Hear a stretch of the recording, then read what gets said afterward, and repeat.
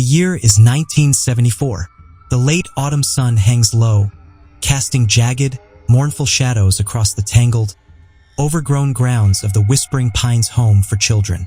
Once a beacon of hope, the institution now stands as a hollow relic, its windows boarded shut like blind eyes, its crumbling brick facade weeping with the weight of 15 years of neglect. Professor Daniel Harmon adjusts his fogged glasses, his breath catching as he gazes up at the decaying structure, a shiver slicing through him despite the thick tweed jacket clinging to his shoulders. The wind moans through the brittle grass, carrying a heavy, musty stench of rot, and something darker, something unnameable that prickles the nape of his neck with icy dread. Dead leaves skitter across the gravel path leading to the main entrance, their rustling reminiscent of hushed, urgent whispers. "Are you absolutely certain we have permission to be here?"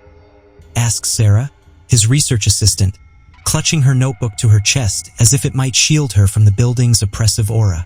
Her auburn hair catches the late afternoon light, creating a halo effect that contrasts sharply with the foreboding darkness of the structure before them. The Historical Society was quite clear, Daniel replies, though his voice betrays a hint of uncertainty. They're considering restoration efforts, and they want our department's assessment of the historical significance before they proceed. He adjusts the leather satchel hanging at his side containing his camera, notebooks, and the letter of authorization that had arrived just 3 days prior. Sarah shivers despite the mild temperature. "I've heard stories about this place since I was a child. My grandmother used to say that no one who went into Whispering Pines ever came out quite the same." Daniel nods, understanding her apprehension. "Every small town has its ghost stories, Sarah. It's part of what makes local history so fascinating." He doesn't mention the real reason he pushed for this assignment: the rumors that have swirled around Whispering Pines for generations. Stories too persistent to be mere fabrication. Stories of children who spoke in tongues, of unexplained deaths, of strange markings that appeared throughout the building without explanation. Besides, he adds with forced lightness, "Think of the publication opportunities, the institutional architecture of rural Ohio, a case study of 19th century orphanages. Your name right alongside mine as co-author." Sarah manages a weak smile. "Always the academic, aren't you, Professor?" She takes a deep breath, squares her shoulders, and nods toward the building. "Let's get this over with before it gets dark." As they approach the main entrance, Sarah pauses to photograph the ornate stone archway. The institution's name and founding date, 1817, remain visible despite decades of weathering. Below it, barely perceptible, something has been scratched into the stone. Daniel leans forward, tracing the crude etching with his fingertip. "What is that?" Sarah asks, lowering her camera. "I'm not sure," Daniel murmurs, but a sense of recognition flickers at the edges of his consciousness. A circular pattern with jagged lines radiating inward like a twisted sun. It looks deliberate, not just random vandalism. Sarah photographs the marking before they continue. "Probably just graffiti from local teenagers," she suggests, though her tone lacks conviction. "Perhaps," Daniel replies, unconvinced. The marking seems older, worn by time and weather, and something about its design triggers an uncomfortable familiarity, as if he's seen it before, but can't quite place where. The caretaker's keys jingle as Daniel works the rusted lock. The heavy oak door groans open, revealing an entrance hall thick with dust and shadows. The air inside is stale, carrying the musty scent of dampness and decay along with something else. A faint copper tang that reminds Daniel unpleasantly of blood. "My God," Sarah whispers, her voice echoing in the cavernous space. "It's like time stopped in here." She's right. Apart from a layer of dust coating every surface, the entrance hall appears remarkably preserved. A reception desk still holds an ancient ledger. Wooden chairs line the walls where parents or prospective adoptive families might have waited, and faded photographs hang in crooked frames depicting stern-faced administrators and groups of solemn children. Daniel approaches one of the photographs, wiping away the dust with his handkerchief. The image, dated 1937, shows 30 children arranged in 3 rows before the orphanage's facade. Their expressions range from blank to openly fearful, with not a smile among them.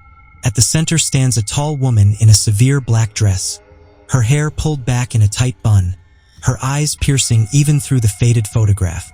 Matron Harriet Winters, 1923 to 1942. Daniel reads from the small plaque beneath the frame. She doesn't look like someone who tolerated much nonsense. None of them look happy, Sarah observes, studying the children's faces. But I suppose an orphanage in the Great Depression wasn't exactly a joyful place. We should start with the administrative offices, Daniel suggests, switching on his flashlight. Any surviving records would have been kept there. They move cautiously through the dim corridors, their footsteps echoing on the wooden floors. Peeling wallpaper reveals layers of the building's history, vibrant patterns from the 1950s, covering more subdued designs from earlier decades. Water damage has left ominous stains across the ceilings, and in places the floorboards creak alarmingly beneath their weight. This building has seen a lot of history, Daniel comments, running his hand along the wall. Nearly a century and a half of children passing through these halls. It's sad to think about, Sarah replies. So many lives shaped by this place.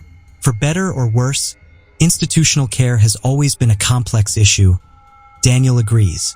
In the early 19th century, orphanages were considered progressive alternatives to poor houses or apprenticeships, which often amounted to indentured servitude, but they came with their own problems. Overcrowding, disease, abuse.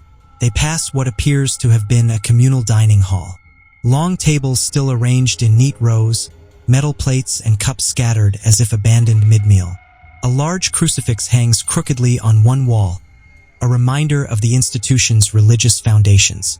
Many of these early orphanages were run by religious organizations, Daniel explains, noting Sarah's gaze on the crucifix. In Ohio's frontier days, losing parents to illness or accident was tragically common. Religious charities stepped in where government support didn't exist. Was Whispering Pines religious? Sarah asks. Initially, yes. It was founded by Ezekiel Blackwood, a wealthy businessman who claimed Christian charity as his motivation. Though from what I've read, his personal beliefs were eclectic. They continue down a narrower hallway, passing what must have been classrooms or activity rooms. In one, tiny desks sit in rows facing a large chalkboard.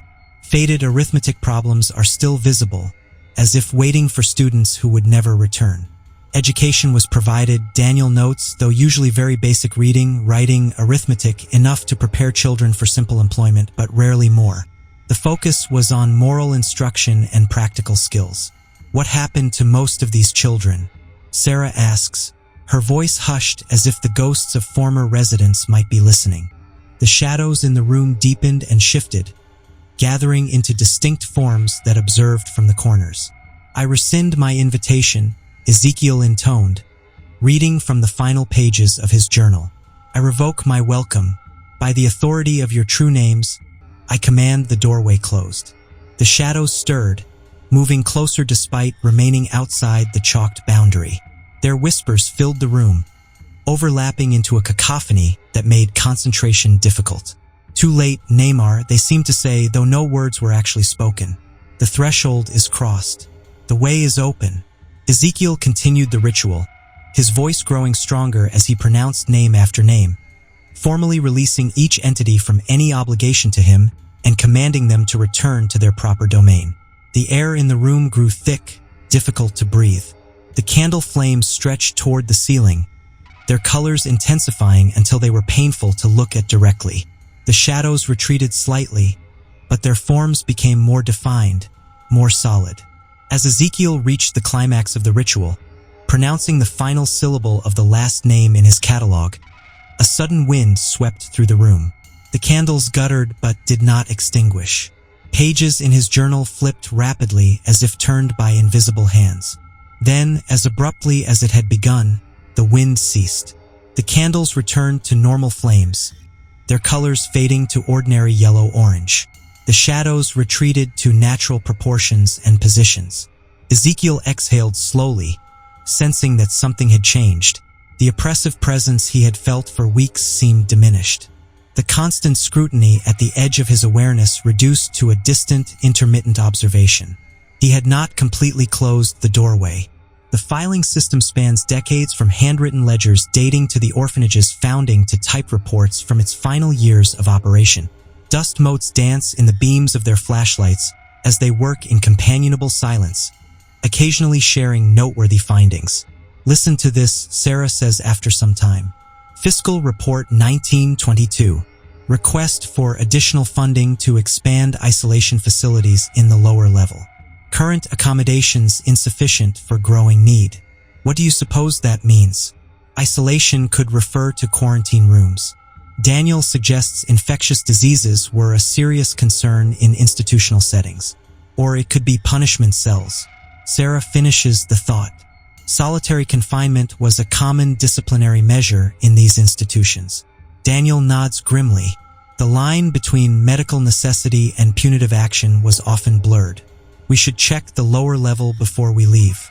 He turns his attention to a different cabinet. This one containing more recent records from the 1950s and early 1960s, just before the orphanage's closure. The documents reveal a troubled institution, declining populations as foster care became the preferred placement for orphan children, budget cuts, and increasingly frequent incidents requiring disciplinary action. This is odd, Daniel says after nearly an hour of silent work. Look at these incident reports from 1952. He spread several yellowed papers across the desk. Each contains a similar notation. Child found drawing unauthorized symbols. Disciplinary measures applied as per protocol. Could be anything, Sarah remarks, but her voice holds a note of curiosity. Children draw all sorts of things. True, but why would it warrant disciplinary action? And why use the word protocol?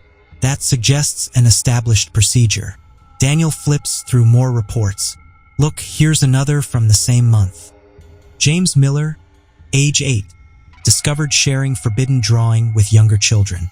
2 weeks of isolation and removal of recreation privileges. That seems extreme, Sarah says, frowning, especially for the 1950s. Corporal punishment was still common then, but 2 weeks of isolation for a drawing, and it wasn't an isolated incident, Daniel continues, pulling out a thick folder labeled Behavioral Incidents 1950 to 1959. Inside are dozens of similar reports, all referencing children drawing or carving unspecified symbols, followed by severe punishments. Daniel continues sifting through the files, pulling reports from different decades. The 1940s, the 1930s, even as far back as the 1920s. Each contains similar notations about children drawing symbols followed by references to disciplinary measures. This pattern spans at least 4 decades, he notes, arranging the reports chronologically on the desk. Whatever these children were drawing, the staff's response was consistently harsh and apparently guided by some formal protocol. But what were they drawing? Sarah asks, leaning over to examine the papers. None of these reports include a description or image of the offending symbol. That's the strangest part, Daniel agrees. In an institution this meticulous about documentation, such an omission seems deliberate. He returns to the filing cabinet, searching for earlier records. The further back he goes, the more formal and detailed the documentation becomes, reflecting the changing administrative practices of the times. The earliest records are handwritten in journals, he says, carefully extracting a leather-bound volume from the bottom drawer. Look at this entry from 1888. Sarah leans over his shoulder to read the elegant script. Third occurrence this month. Young Thomas discovered carving the forbidden mark into his bedpost. Solitary confinement ordered for 7 days. The darkness spreads among them like contagion. Forbidden mark. Sarah echoes her earlier skepticism fading. What exactly were these children drawing? And what did the writer mean by darkness spreading like contagion? Daniel adds, turning the page to find more entries documenting similar incidents. The journal entries from the late 19th century are more candid than the later institutional reports containing personal observations alongside official documentation. The administrator who kept the journal, one Reverend Silas Thornon, according to the inscription on the front page, repeatedly expresses concern about the children's fascination with the unspecified symbol. May 12, 1889. Daniel reads aloud, found another carving today, this time in the girls' dormitory. Elizabeth denies responsibility, but was seen with a knife taken from the kitchen. 15 lashes administered. I fear there is something unwholesome in the very air of this place that influences the children toward such obsessions. Perhaps Blackwood was correct about the need for vigilance against the darker inclinations of the human spirit. What did Blackwood believe? Sarah asks, a tremor in her voice. I'm not sure, Daniel admits, but given the period, it was likely a blend of religious doctrine and 19th century pseudoscience.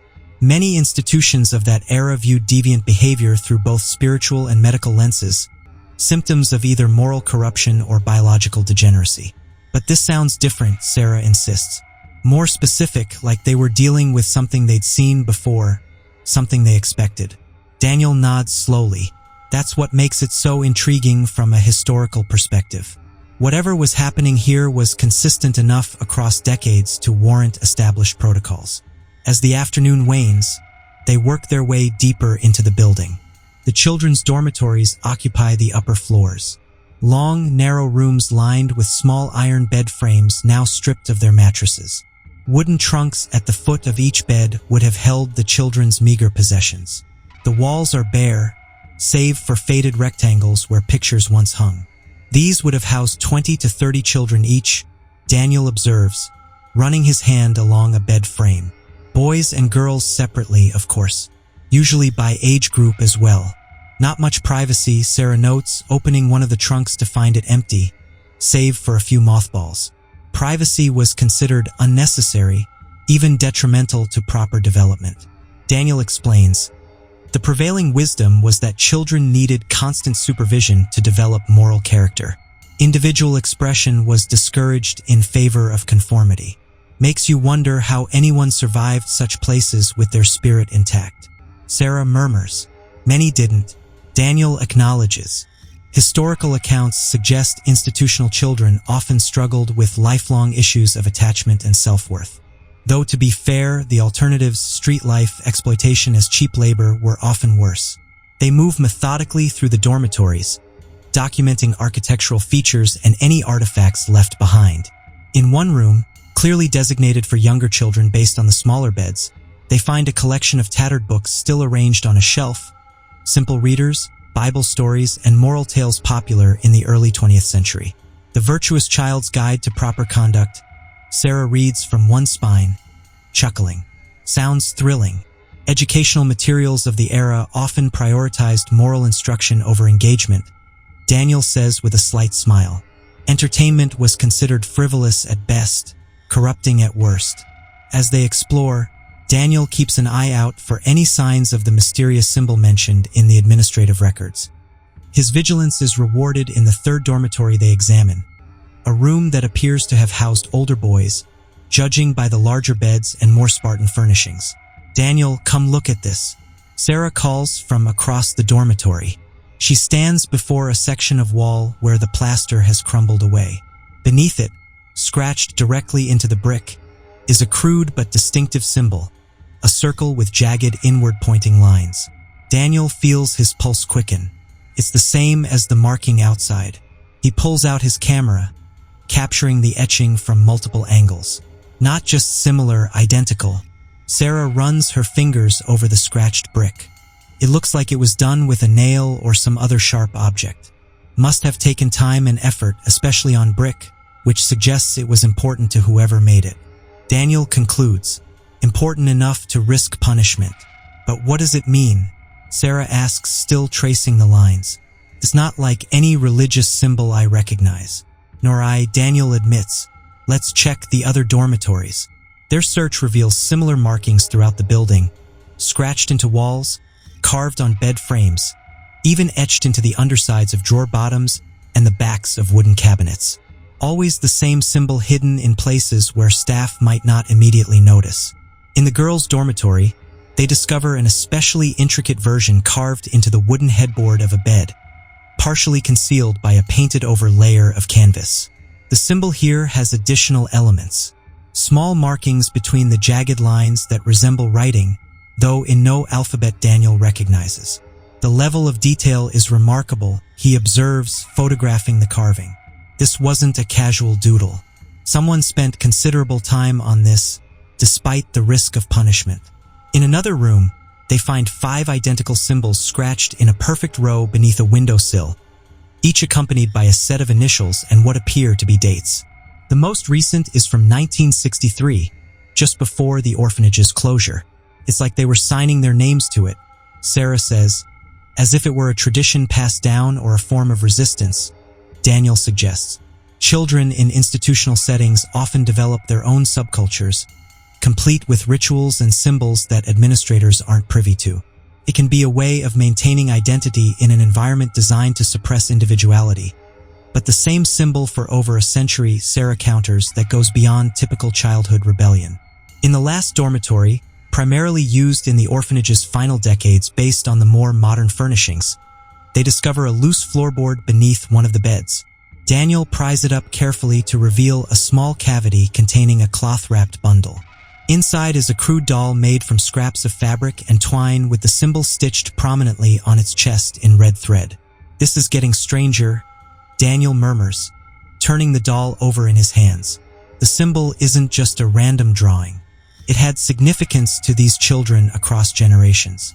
Almost like a secret society, Sarah suggests. Or a cult. Not unlikely, Daniel nods.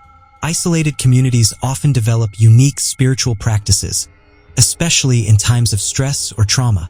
These children, separated from family and normal society, may have created their own belief system centered around this symbol. But what did it mean to them? Sarah persists. Protection? Rebellion? Something else entirely?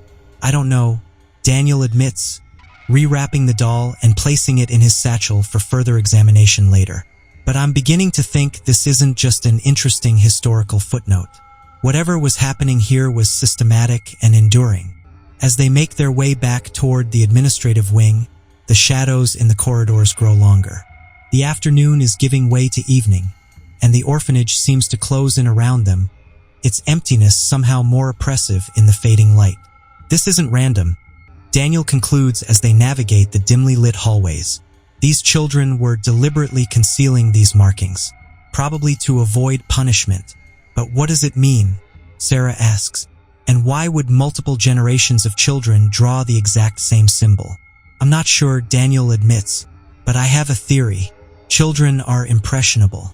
They imitate what they see. Perhaps one child originated the symbol and others copied it until it became part of the orphanage's unofficial culture. That doesn't explain why the staff were so determined to suppress it, Sarah points out, or why they had established protocols for dealing with it. They treated it like a contagion, not just a disciplinary issue. Daniel has no immediate answer for this, but his academic curiosity is now fully engaged. We need to find more comprehensive records. There must be something that explains the institution's obsession with suppressing this symbol. They discover a small room adjacent to the main office. Its door secured with a padlock that has succumbed to rust and time. Inside, metal shelving units contain leather-bound ledgers, admission and discharge records dating back to the orphanage's founding. These might give us some context, Daniel says, pulling the earliest volume from 1817. The leather binding is cracked with age, and the pages have yellowed to the color of weak tea. He carefully opens it on a nearby desk, supporting the fragile spine with reverence for its age and historical value. Amazing, he breathes, running his finger gently down the page. These are the original admission records, handwritten by the administrators of the time. The pages reveal a list of names written in faded brown ink, each entry containing basic information: name, age, date of admission, known family circumstances, and physical condition upon arrival. The handwriting is elegant but difficult to decipher, employing the formal cursive style typical of the early 19th century. Listen to this introduction, Daniel says, carefully translating the ornate script. Herein are recorded those unfortunate souls committed to the care of Whispering Pines Home for Children, established through the Christian charity of Ezekiel Blackwood, for the moral salvation and physical sustenance of orphaned youth. Ezekiel Blackwood, Sarah repeats, the name sounds familiar. He was a prominent figure in early Ohio history. Daniel explains his academic enthusiasm, momentarily overriding the growing unease of their discoveries. A wealthy landowner who made his fortune in timber. This region was once known as Blackwood County before the boundaries were redrawn in the 1850s. Daniel pages through the admission records, noting the ages and circumstances of the children. Most of these early admissions were the result of parental death from illness or accident. The frontier was a dangerous place in the early 19th century. Medicine was primitive. Work conditions were hazardous, and epidemic diseases swept through communities regularly. How many children were here initially? Sarah asks, photographing pages as Daniel turns them. According to this, the orphanage opened with 23 children ranging from infants to age 12. Daniel replies, most came from the surrounding rural areas, though some were sent from as far away as Cincinnati. The records include occasional notes about the children's behavior and development, typically focusing on their moral and religious education. Phrases like demonstrates appropriate piety and shows improvement in moral character appear frequently alongside less positive assessments such as prone to idleness or exhibits stubborn resistance to instruction. As Daniel continues reading the admission records, a disturbing pattern emerges. Between 1817 and 1820, 17 children died while in the orphanage's care. The causes listed range from fever to accidents, but the frequency seems unusually high even for that era. Something isn't right, Daniel murmurs, creating a tally on his notepad. Even considering 19th century mortality rates, this number of deaths is alarming. Sarah leans over to examine the entries. And look at the ages. Most were between 8 and 12. That's unusual. Typically, infant and toddler mortality would be highest. You're right, Daniel agrees, adjusting his glasses as he scrutinizes the records more carefully. And there's another pattern here. Many of these deaths occurred after disciplinary incidents. He points to several entries where a notation about correction for inappropriate behavior or isolation for moral reflection is followed within days or weeks by a death record. The causes of death vary. Brain fever, wasting illness, accident in the woodshed. But the preceding disciplinary incidents are a consistent factor. What kind of discipline would lead to so many deaths? Sarah asks, her voice barely above a whisper. 19th century institutional discipline could be brutal by modern standards, Daniel explains. But this goes beyond what would have been considered acceptable even then. And look at this notation that appears several times. Removed to lower level for spiritual cleansing. Spiritual cleansing. Sarah echoes. That sounds almost ritualistic. The line between religious instruction and superstitious practice was often blurred in this era, especially in frontier regions where formal religious authority was limited, Daniel notes. But you're right, this terminology is unusual even for the period. They work through the afternoon and into the evening. Daniel engrossed in the admission ledgers while Sarah examines personnel records. The sunlight filtering through the dusty windows gradually fades, replaced by the harsh beams of their flashlights, which cast long, distorted shadows across the walls and floor. The more they read, the more unsettling the orphanage's history becomes. The high mortality rate of the early years eventually declined, but never to what would be considered normal levels. Throughout its operation, Whispering Pines maintained a death rate approximately twice the national average for similar institutions. More disturbing are the recurring references to behavioral issues centered around the mysterious symbol. As early as 1819, administrators documented children drawing or carving the design, describing it variously as the forbidden mark, the unholy sign, or simply the symbol. The responses to these incidents grew increasingly systematic over time, evolving from ad hoc punishments to formal protocols for containment and cleansing. Listen to this entry from 1825. Daniel says, his voice tight with concern. 3 more children found with the mark upon them. Reverend Hollister suggests more vigorous measures required. The contagion spreads despite our efforts to contain it. Perhaps Blackwood's methods, though severe, were necessary after all. Upon them, Sarah questions. Not drawn by them, but upon them. That sounds like the symbol was appearing on their bodies.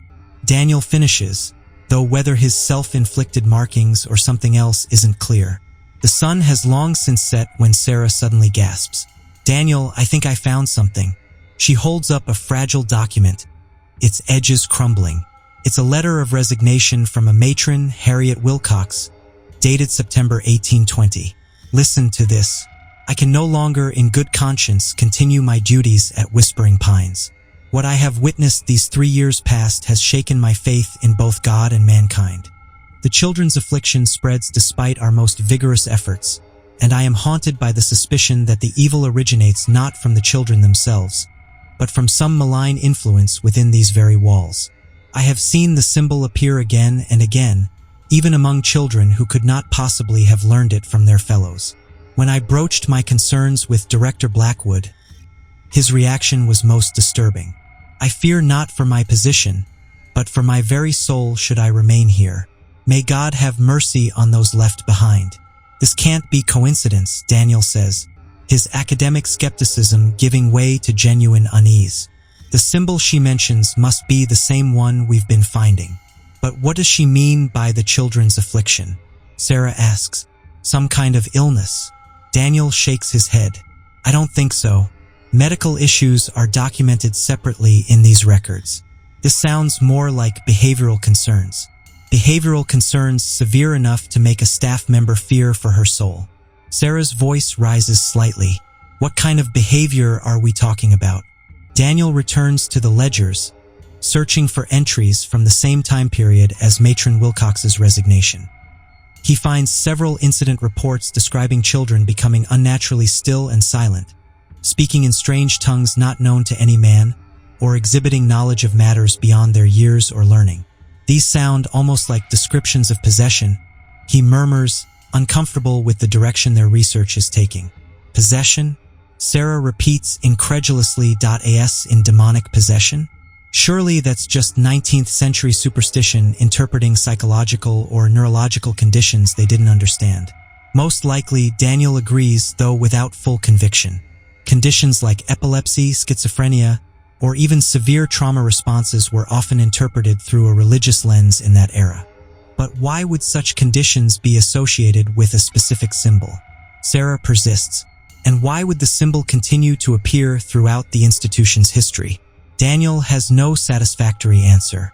The academic frameworks he's relied on throughout his career seem inadequate to explain the patterns they're uncovering at Whispering Pines. They continue their research as night fully descends, the darkness outside seeming to press against the windows of the small office. Their flashlights create pools of light that barely hold back the encroaching shadows. The building creaks and settles around them, the sounds magnified in the stillness of the night. Did you hear that? Sarah asks suddenly, her head jerking up from the document she's examining.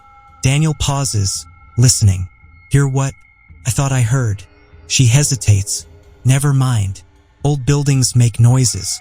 My nerves are just on edge after reading all these disturbing accounts. Daniel nods sympathetically, though he's experiencing his own unease. The air in the room seems heavier somehow. The darkness beyond their flashlight beams more absolute than it should be. He finds himself glancing repeatedly at the shadows in the corners, half expecting to see movement. I need to see the basement, Daniel announces abruptly, closing the ledger he's been reading. Sarah looks up startled. The basement? Why? Several of these disciplinary records mention taking children to the lower level for extended isolation. I think they were using the basement as a punishment area. He doesn't mention the other references he's found to spiritual cleansing and rituals of purification conducted in the basement under Blackwood's personal supervision. Sarah hesitates, glancing at her watch. It's getting late, Daniel. Maybe we should come back tomorrow. This place is creepy enough during daylight. We only have permission for today, he reminds her. The caretaker was very specific about that. He doesn't add that his interest has evolved beyond mere academic curiosity. Something happened in this orphanage, something that spanned generations, and he feels compelled to uncover the truth.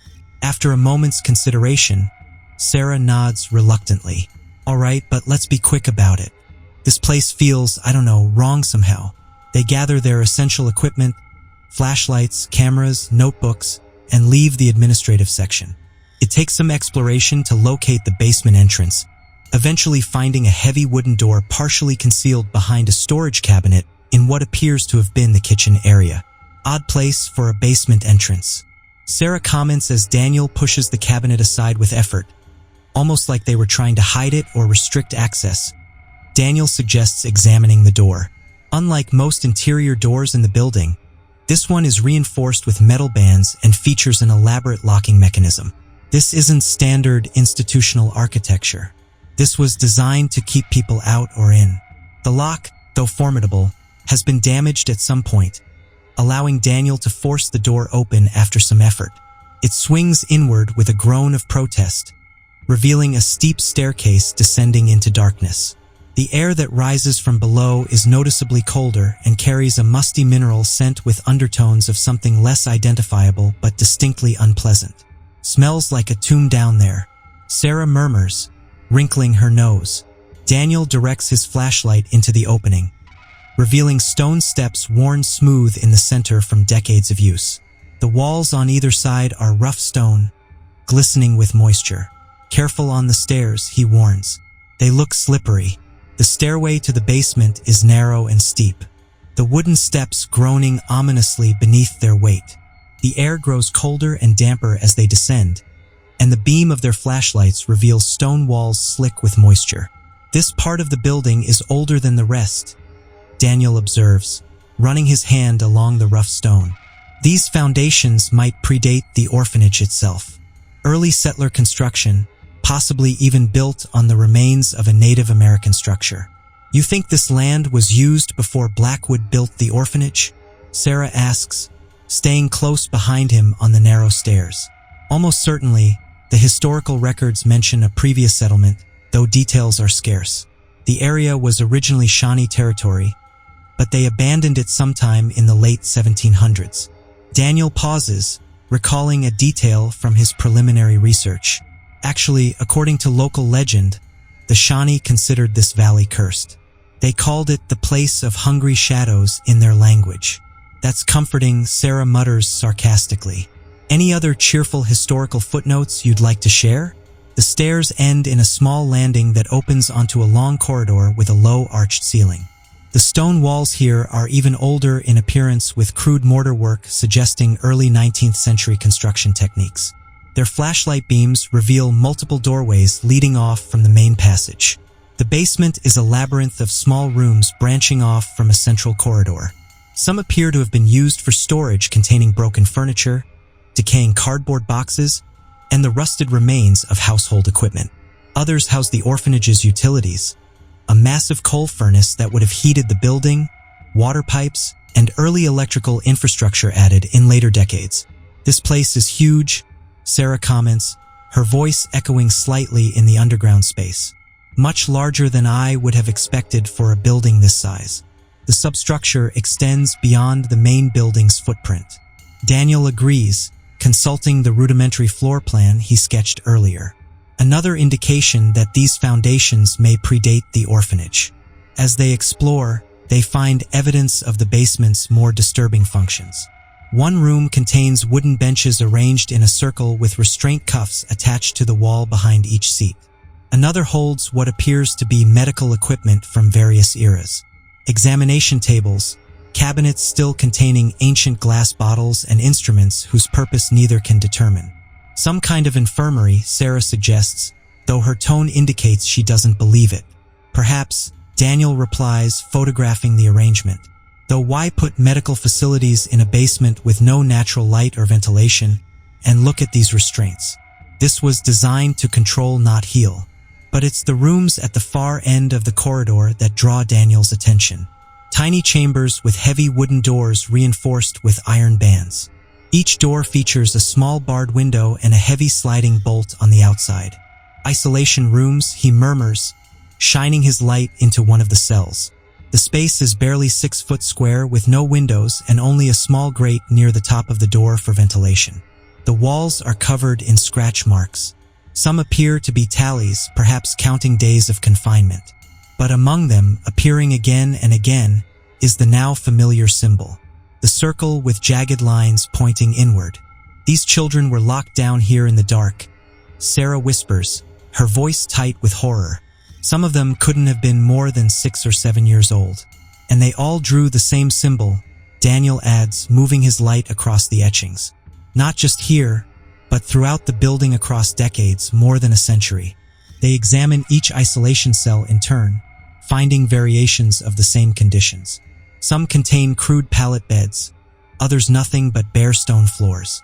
All feature multiple iterations of the symbol scratched into walls, floors, and even ceilings in some cases. In the largest cell, the symbol appears dozens of times in varying sizes, some interconnected by lines or surrounded by what appear to be words in an unrecognizable script. It's almost like they were trying to communicate something through these markings, Daniel observes, tracing one of the larger symbols with his finger, or perhaps document something they experienced. But what? Sarah asks, her earlier skepticism now completely absent. What would make children across generations draw the same specific pattern, even when punished severely for doing so? I'm not sure, Daniel admits, but whatever it was, the orphanage administrators considered it dangerous enough to warrant extreme measures to suppress it. In the furthest corner of the basement, they discover a locked door. Unlike the others, this one is made of metal with no window or grate. The lock, though ancient, has held firm against the ravages of time. What do you think is in there? Sarah asks, her earlier reluctance now overcome by curiosity. I don't know, Daniel admits, but given the pattern we've seen, I suspect it might contain answers. He examines the lock, then retrieves a set of small tools from his bag. My grandfather was a locksmith, he explains, seeing Sarah's surprised expression. He taught me a few tricks.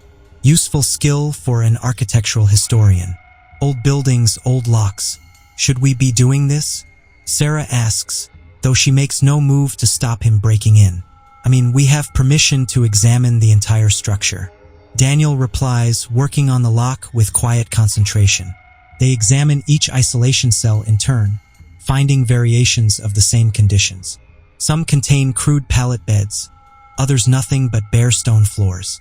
All feature multiple iterations of the symbol scratched into walls, floors, and even ceilings in some cases.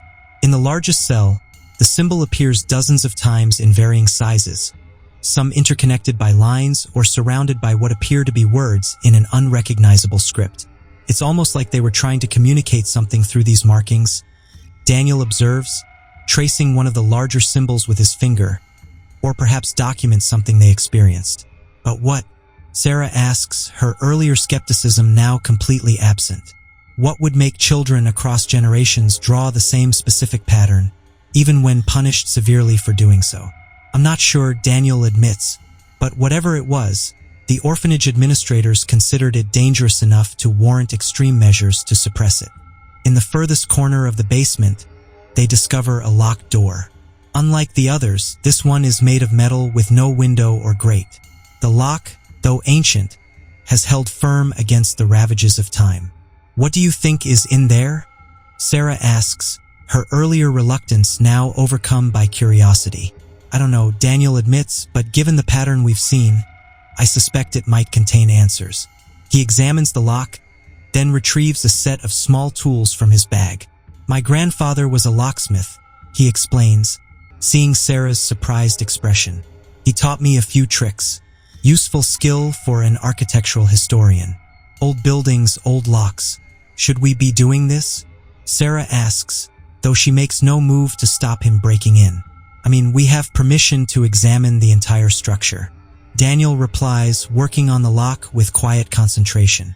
This is extraordinary, Daniel murmurs after several minutes of silent reading. According to these journals, Blackwood wasn't merely a wealthy philanthropist. He considered himself a scholar of the occult. Sarah looks up from a collection of unusual stone figurines she's been examining. The occult? In early 19th century Ohio, interest in esoteric knowledge wasn't as uncommon as you might think. Especially among the educated elite, Daniel explains, turning pages with careful fingers. This was the era of transcendentalism. Spiritualism was beginning to gain popularity, and European occult traditions had made their way to America with immigrants.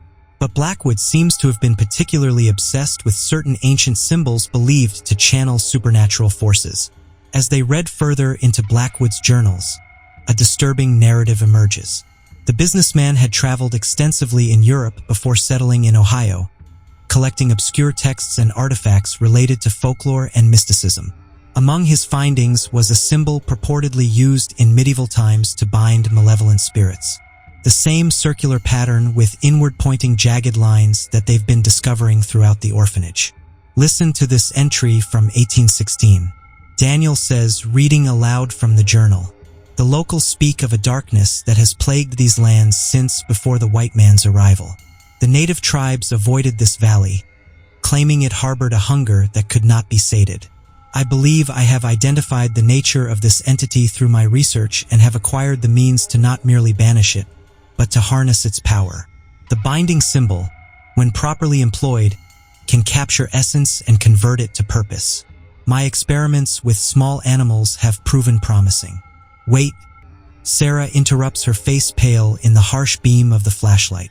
Is he saying he performed experiments on animals using this symbol? It appears so. Daniel confirms grimly, and look at this diagram in the margin.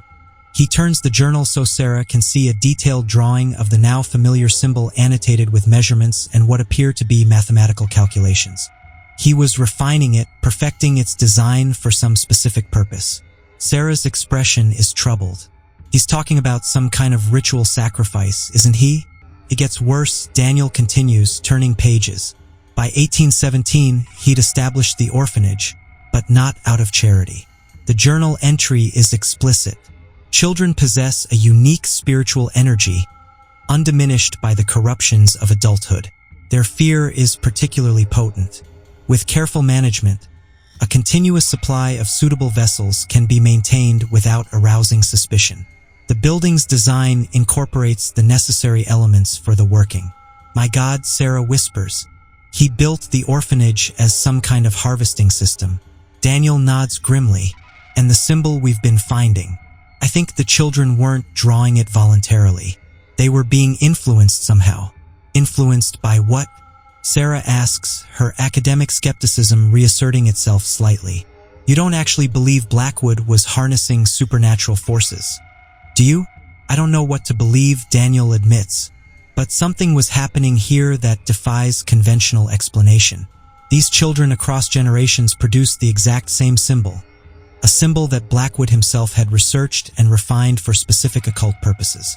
Further reading reveals that Blackwood had designed the orphanage around occult principles, incorporating specific geometric patterns and materials. The basement where they now sit was the focal point of his design, with the metal room serving as the center of his rituals. According to these entries, he believed the symbol acted as both a beacon and a binding agent. Daniel explains, flipping between several journals to piece together the narrative. When children drew or carved it, they weren't just making a mark. They were unwittingly connecting themselves to whatever entity Blackwood was attempting to control. But this continued long after Blackwood's death. Sarah points out, the records we found show incidents well into the 1960s. I think once the process was initiated, it became self-sustaining. Daniel theorizes the symbol itself carried the influence, passing from child to child across generations like a mimetic infection. As the night deepens, they continue piecing together the orphanage's dark history. Blackwood's journals document increasing success with his experiments, though he writes in a code that obscures the specific nature of these achievements. What is clear, however, is that children began to sicken and die at an accelerated rate under his care. Daniel finds a journal from 1819 particularly disturbing. Listen to this passage, he says to Sarah, who is examining a wooden box containing small bone-carved figurines, each bearing the symbol. Subject 17 showed the most promising response yet. 3 days after initial exposure to the symbol, the child began manifesting signs of connection, night terrors, speaking in tongues, and finally spontaneous reproduction of the mark on various surfaces. By day 7, the connection was sufficient to attempt the first extraction ritual. Results exceeded expectations, though unfortunately the vessel did not survive the process. Must refine technique to preserve vessels for repeated use. Vessel. Sarah echoes, her voice barely above a whisper. He's referring to children as vessels and extraction ritual. What exactly was he extracting? He's describing symptoms that sound like extreme emotional distress. Daniel notes, continuing through the journal, nightmares, catatonia, self-harm, but he refers to these as promising developments and signs of deepening connection. Daniel turns to another volume dated 1823. Here he writes, "The entity responds most strongly to fear. The purer the fear, the stronger the connection. Children naturally possess a capacity for terror that adults have lost. Their imaginations make the unseen real, the impossible possible. When properly conditioned through isolation and suggestion, their minds become perfect conduits." "This is monstrous," Sarah says, closing the box of figurines with trembling hands. "He was deliberately terrifying children to what? Feed something." "Seems so," Daniel agrees, and the staff who came after him continued the practice, perhaps without fully understanding its purpose. The protocols for dealing with children who drew the symbol evolved over time, but the basic elements remained consistent: isolation, punishment, suppression. The later journals reveal that as Blackwood aged, he became obsessed with using his occult knowledge to extend his own life. His handwriting grows increasingly erratic, his language more fevered and grandiose. He writes of achieving immortality through transference and shedding the limitations of a single physical form. His final entry suggests he was preparing for a ritual that would transfer his consciousness into a new vessel, presumably one of the orphans. Daniel explains, scanning the increasingly disturbed writings. The last entry is from October 1841. Daniel says, turning to the final page of the last journal. "The handwriting here is barely legible, as if written in great haste or extreme agitation. It just says, 'Tonight I transcend.' Did he succeed?" Sarah asks, her voice barely above a whisper. "There's no way to know for certain, but historical records show that Ezekiel Blackwood died on October 31st, 1841. Or at least that's when his body was found." Daniel closes the journal thoughtfully. "According to the county death records I reviewed before our visit, his body was discovered in the basement of the orphanage with no obvious cause of death. The official ruling was apoplexy, what we'd now call a stroke. But the children continued drawing the symbol for more than a century afterward." Sarah points out, if his ritual failed, why did the pattern persist? Perhaps it didn't fail entirely. Daniel suggests maybe he succeeded in binding himself to this place, to the symbol, even if he couldn't fully transfer his consciousness. Or maybe whatever entity he was attempting to harness continued to influence the children independently. They fall silent, contemplating the implications. Outside, the wind has risen, rattling the windows of the old building. The temperature in the basement seems to have dropped further, their breath now visible in the beam of the flashlights. "We should go," Sarah suggests, gathering her notes with trembling hands. "We have enough for the report, and frankly, I don't want to spend another minute in this place." "I agree," Daniel says, looking around the room one last time. "We've uncovered far more than I expected. Enough for several academic papers. Once we've had time to process it all," he begins carefully returning the journals to their places on the shelves, his academic training asserting itself despite the disturbing nature of their contents. "We should inform the Historical Society about these materials. They need proper preservation and archival storage." "Are you sure that's wise?" Sarah asks, her voice tight with concern. After what we've read about the symbol's influence, Daniel hesitates, torn between his professional responsibilities and the unsettling implications of Blackwood's writings. "Perhaps you're right. We should be cautious about how we proceed." As they prepare to leave the basement, Daniel's flashlight beam falls across a section of wall previously hidden behind a shelving unit. Scratched into the stone, larger and deeper than any of the previous markings, is the familiar symbol, but this version is more elaborate with additional patterns surrounding the central design that looks different from the others. Sarah observes, moving closer despite her earlier eagerness to leave. "It's more complex." Daniel agrees, almost like he trails off, a terrible suspicion forming in his mind. He turns back to Blackwood's desk, searching through the papers until he finds a sketch that confirms his fears. This isn't just the binding symbol. It's what Blackwood called the gateway configuration.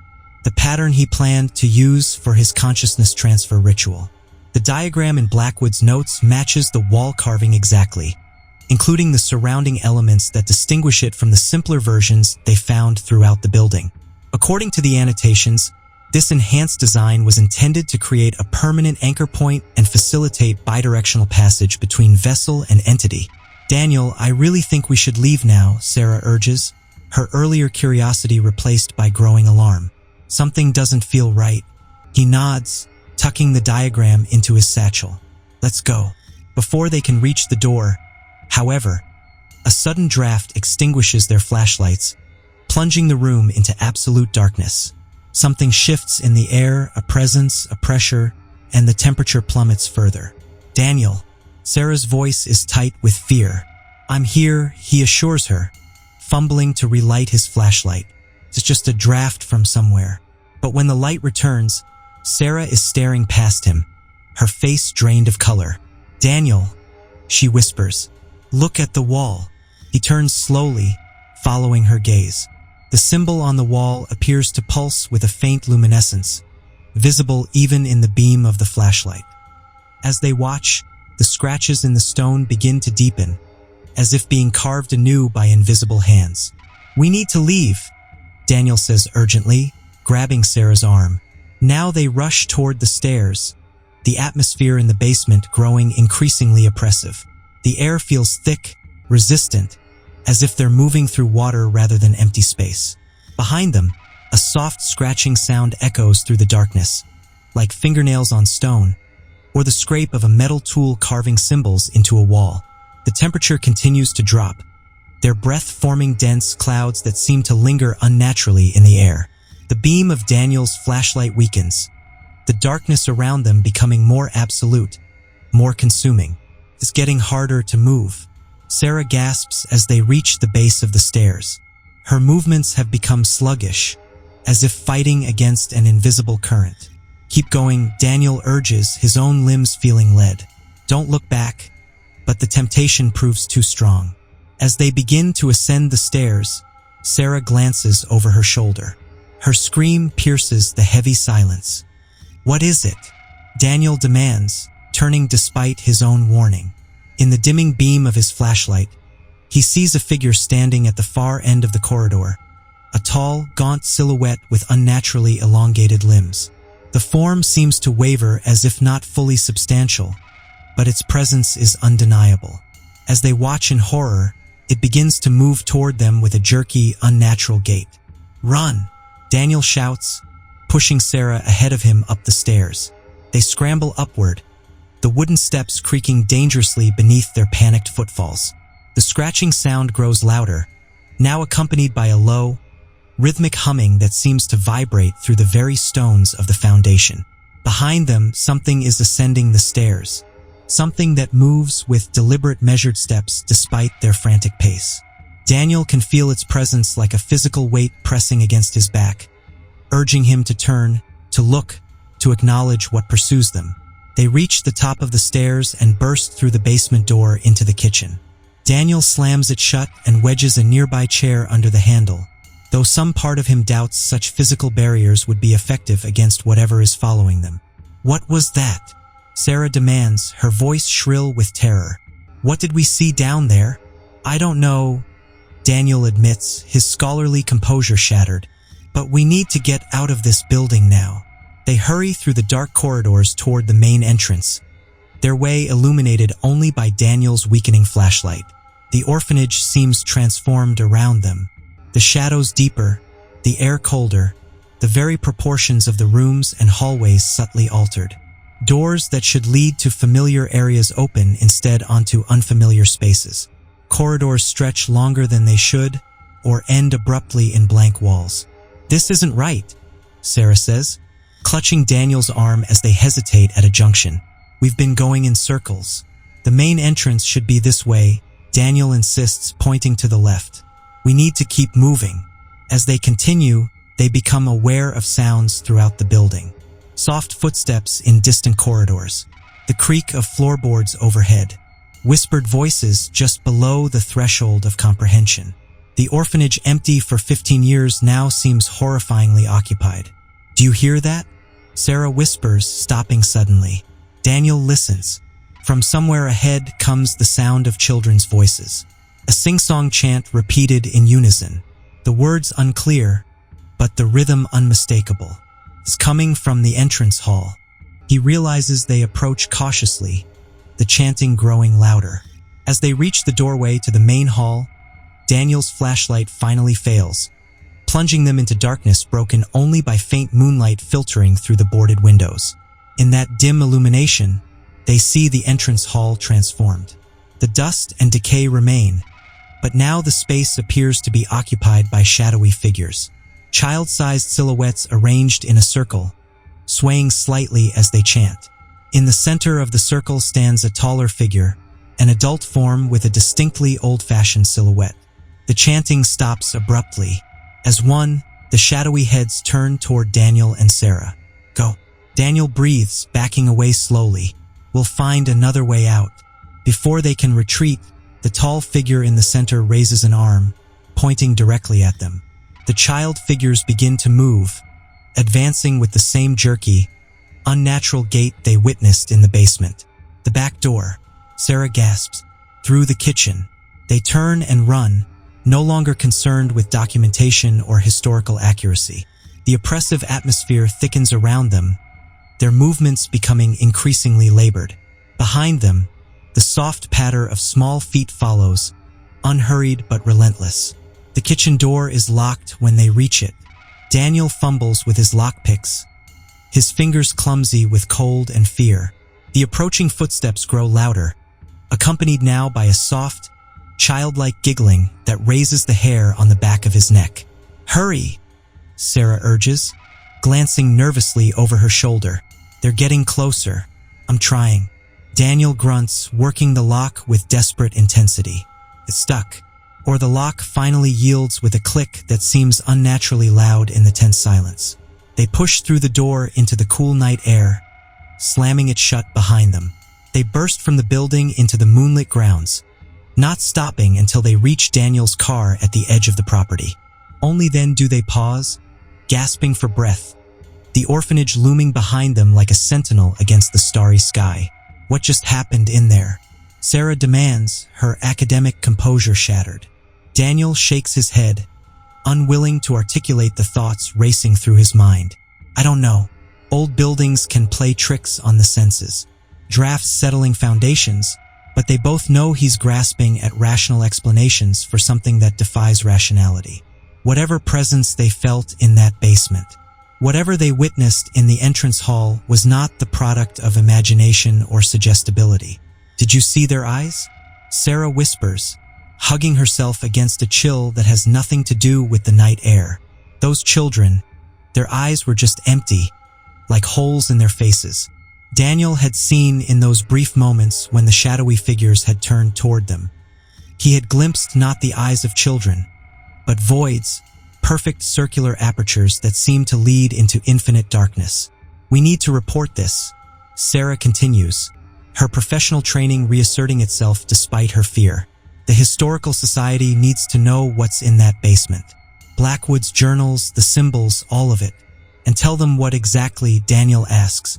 "That the founder was conducting occult experiments on orphans. That we saw ghosts. That we ran from shadows." He shakes his head. "They dismiss everything we found as hysteria or academic fraud." "Then what do we do?" Sarah asks as they drive away, the orphanage receding in the rearview mirror. "We write our report for the Historical Society," Daniel replies after a long pause. "We document the architectural features, the historical records, the institution's role in the community. That's what we were hired to do. And the rest, Blackwood's journals, the symbols." Daniel grips the steering wheel tighter. "I don't know yet. This requires careful consideration." 1 week later, Daniel sits alone in his university office, surrounded by photocopies of Blackwood's journals and his own extensive notes. He hasn't slept properly since their visit to the orphanage, his dreams haunted by circular symbols and the faces of children he's never met.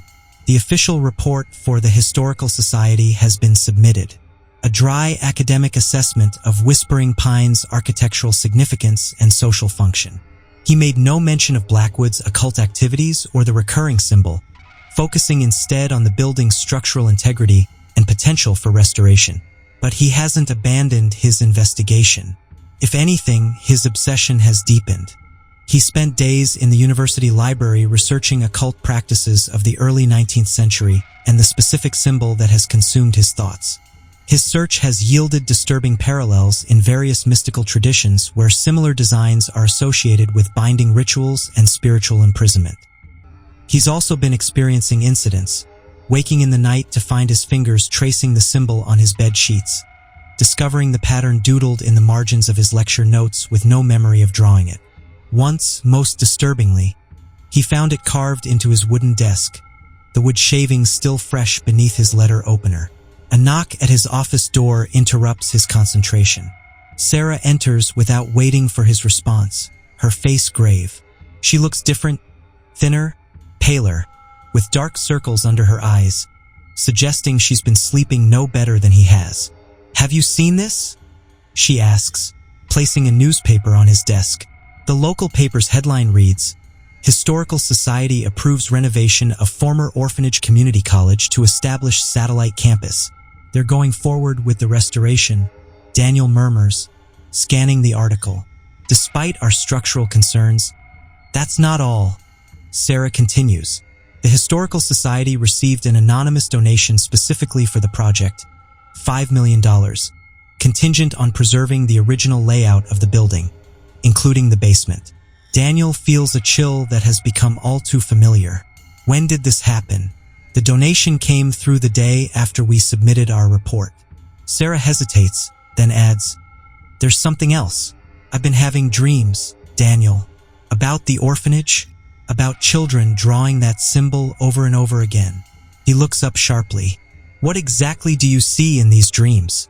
Sarah sinks into the chair opposite his desk, suddenly looking exhausted.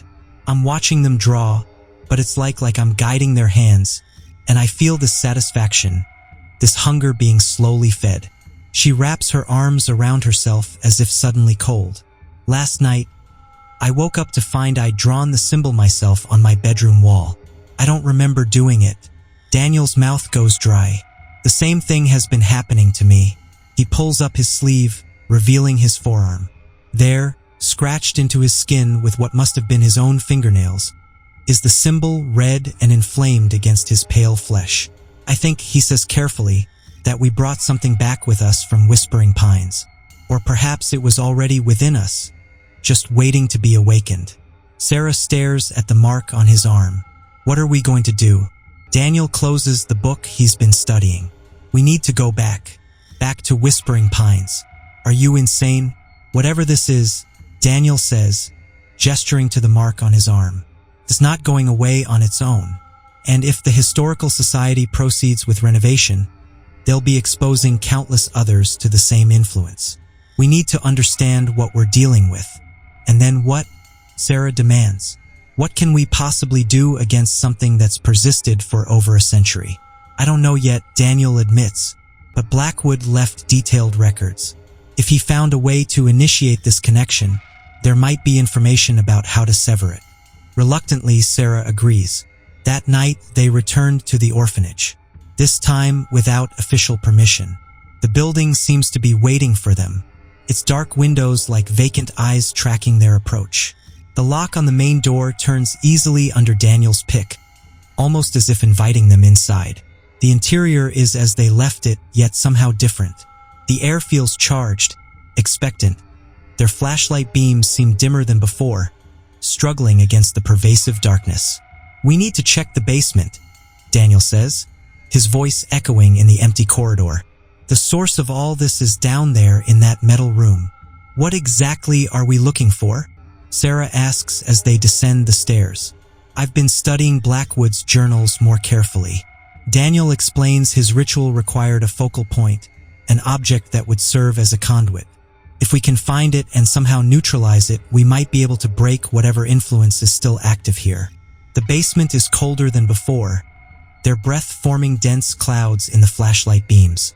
The isolation rooms stand open, their interiors now completely covered in iterations of the symbol, far more than were present during their previous visit.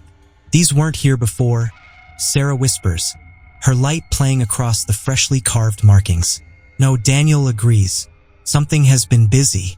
As they move deeper into the basement, the air grows increasingly thick and oppressive. The silence is absolute, save for their footsteps and breathing.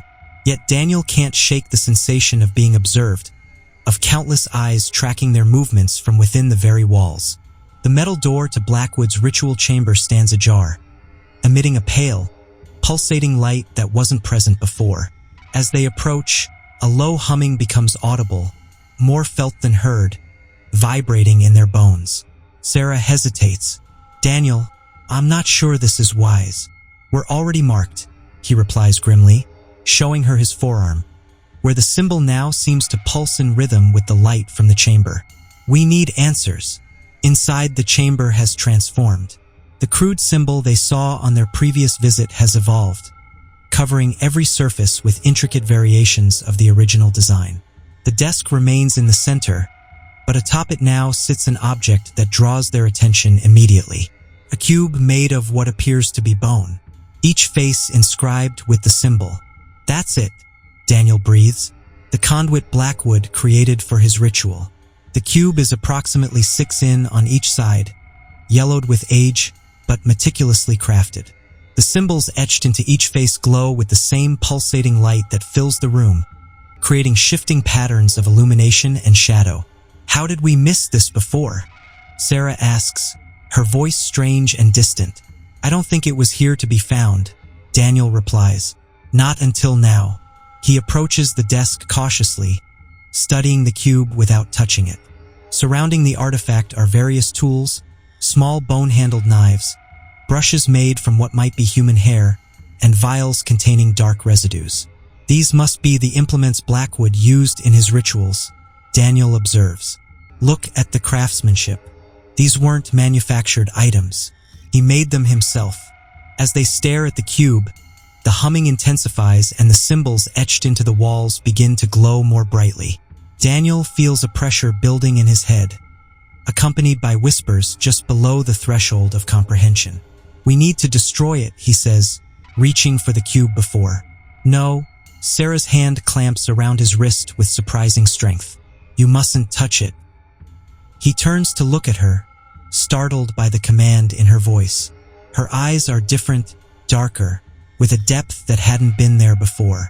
She smiles, but the expression doesn't reach those altered eyes.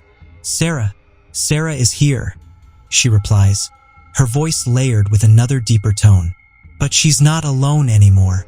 None of us are ever alone once we've seen the symbol. Understanding dawn with horrifying clarity. Blackwood, Daniel whispers. The thing wearing Sarah's face inclines her head in acknowledgement. Part of me, yes, and parts of many others who have served as vessels over the decades. We are a collective now, growing with each new addition. The children, Daniel says, all those children who drew the symbol, they open themselves to us. The younger the vessel, the easier the connection. Their fear fed us. Their innocence anchored us. The symbol is our gateway and our binding chain. Sarah's body moves with an unnatural fluidity, circling the desk to stand between Daniel and the exit. Her face shifts subtly as she speaks, features rearranging in ways that human muscle and bone should not allow.